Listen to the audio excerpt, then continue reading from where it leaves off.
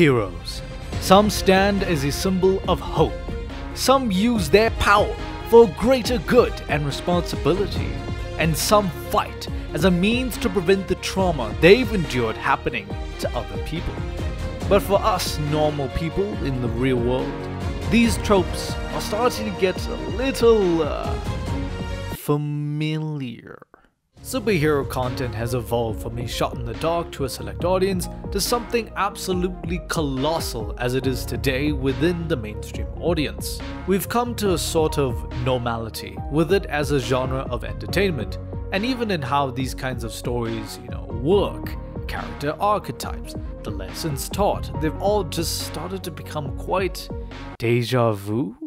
Being a huge superhero fan as a kid, it's still pretty easy to get burnt out by the plethora of content coming from multiple studios. Like, don't get me wrong, I love superhero content, and I think they are making things that are slightly different. I was actually gonna talk about the new Suicide Squad because it looks creative and fun, but Warner Brothers claimed the video, so suck your mom. But then I was asked to watch a certain series, and well, to say the least, if you had to ask me, yo Kyle, what series completely caught you by surprise and even played within the generic superhero tropes to its benefit? Well, the first answer would have to be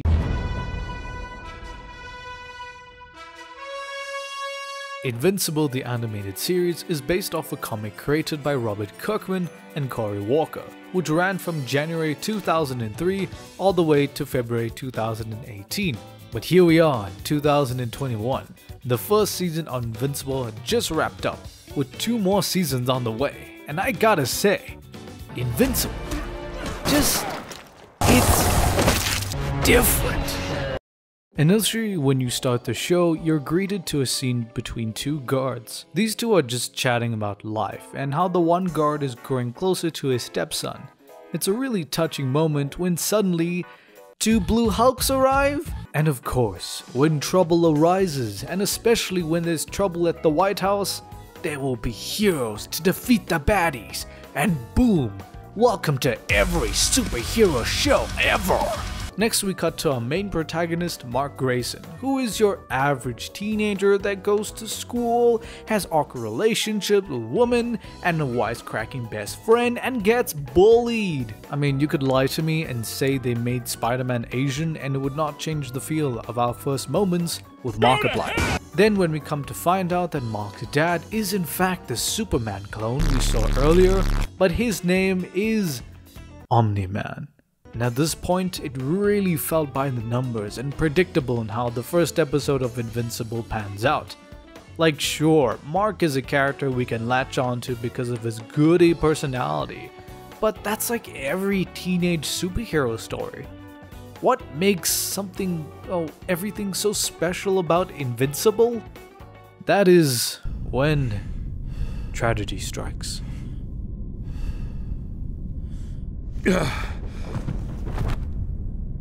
And at this moment, I kind of just dropped my jaw in awe of what the hell just happened. It came as a surprise and we really don't know what to think anymore.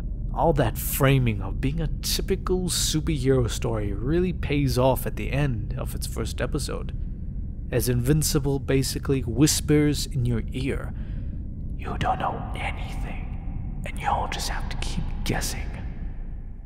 After the end of that first episode, it really made me feel like I was watching a completely different show. All the bright colors and optimism was now laid with a sense of dread that anything could go south at a given moment. While the danger of the first episode isn't seen as a serious direct threat to Markiplier, it also set the foundation of the world of Invincible.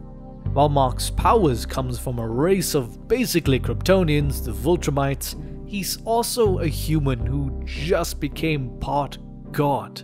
The show really sells just how determined Mark is to prove to himself and his father that he can be a superhero, but Invincible never pulls its punches when it shows just how brutal a superhero's job can get. There are scenes where Mark shows just how strong he is, but plenty of civilians are still reduced to a bloody mess. Now, while this show is very brutal, that also doesn't mean you're alone either. Mark isn't the only person with superhero powers, as there are many other superheroes with their own storylines to follow. Easily my favorite of the bunch is Eve, who isn't just a power atom shifting babe, but is also dealing with her own destiny. See, not all people are born to be heroes, and sometimes that calling you feel isn't supported by everyone around you. Her story will definitely be felt by a lot of teenagers who struggle with their futures being held back by the people around you or even your own parents. And a friend of mine explained to me the idea of the losers and winners game, where one path takes you to the safe and easy path, settling down, getting a job that pays well, and just living life that way. While the other path takes you to your wildest dreams, but not without any troubles. While Mark is a superhero, he also has the humans that have supported him his whole life, like his mom Debbie, an authoritative figure like Cecil, who serves as a Nick Fury character, and other characters who will feel like being useful when it suits them, like Amber. This balance between being a normal teenager and being a hero is another tried and tested trope in the genre, but it's used here in a way that the main character just doesn't know when to stop. Mark Grayson is a good person, but that goodness is trying to save people, and putting himself through danger is a flaw that is felt by those around him. It reminded me a lot of Itadori Yuji from Jujutsu Kaisen, but that's a video for another day. The idea here is how Mark's inability to find a balance between the two has such consequences, and how it affects him directly in his relationships, or how it changes the way other characters feel towards him. Deborah Grayson, voiced by that lady who stars in your mom's favorite show, Sandra Oh, delivers a performance of a mother who seriously cares about her son and equally her husband. It's rare to have a supporting character to get so much time to just reflect on what's currently happening in the show, but her tenacity to find out what happened and her willingness to still listen to her husband just shows how much she still cares. Her core character shows just how much she's passed on to her son as well, embracing that human empathy that not many characters really show in Invincible. It's not a very caring world, but when you get a character like Debbie who will put herself on the line for her husband and her son, it's really rare and very touching whenever Debbie just shows how much she's just a mom and a great wife. And not every character will worry whether Mark is alive or seriously injured on the verge of death, which happens quite a lot, as they think his limitations are just made through his inexperience. And I'm of course talking about Omni-Man, who looks down on humanity and sees Mark's adventures as a test of some sort. His motivations are kept quite vague, as his appearances are either a moment of bliss to save the Earth or something far more sinister.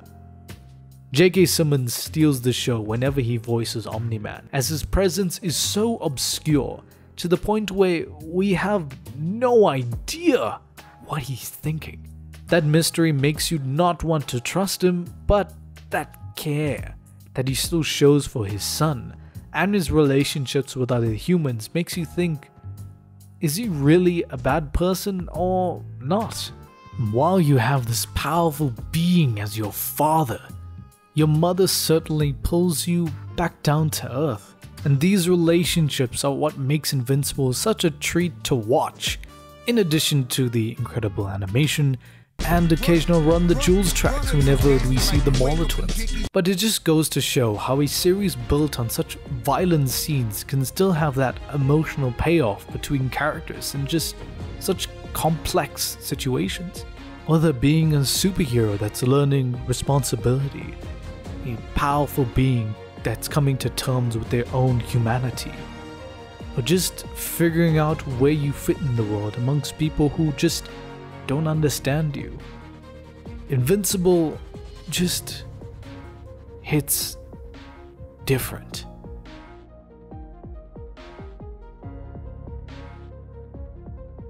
So there you have it, Invincible. Man, this is a show that I did not expect enjoying so much, but it just wraps you around in such a way that it makes you think, oh, I know exactly where the story is going, and then hits you in the face because, nah, you don't know where the story is going, and that surprise is just so refreshing, you know? So, yeah, I highly recommend you watch Invincible. I mean, you've watched this far into my crummy video, might as well watch the series now. So, yeah, but before you go, I have a very cool announcement.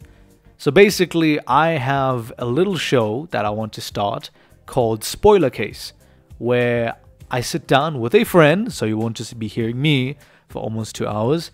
I'll be starting with a friend where we talk about, you know, a specific character, the most like interesting character of that series, and kind of just break them down layer by layer, and then talk about the series in general, because Invincible, there's so much more I could have talked about, but I just wanted to give enough information so you check it out. I know there's a lot of other scenes I really wanted to talk about, especially like the finale, but we talk more about that in Spoiler Case. So look out for that later in the week. And yeah, thanks for watching right up to the end, and I'll catch you guys in the next video. Goodbye. How did I say that so formally? Bye.